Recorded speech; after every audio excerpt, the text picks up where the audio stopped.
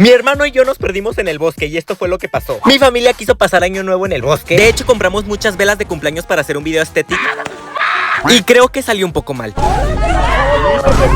Pero bueno, vean qué bonito está. ¿Y si vamos a explorar? Ok, vamos a explorar. Pues nos metimos al bosque y encontramos muchos animales como este pato, un dinosaurio que es una lagartija, una serpiente y hasta un venado que no graba. Pasamos un puente enorme para no caernos a la laguna. Vas a tirar mi celular. Ojalá. Si eras pobre perro. Caminamos por horas hasta que vimos una cascada. Vamos a ir a la cascada, ¿no?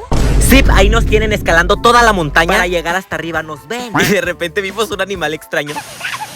¡Ay, una serpiente! Oye, Leo, ¿sabes cómo regresar? No, pero le marcamos a mi mamá. Leo, ¿eres tonto? Aquí no hay señal. Y pues aquí andamos, alguien sálvenos. De paso, suscríbete para llegar pronto a los 9 millones.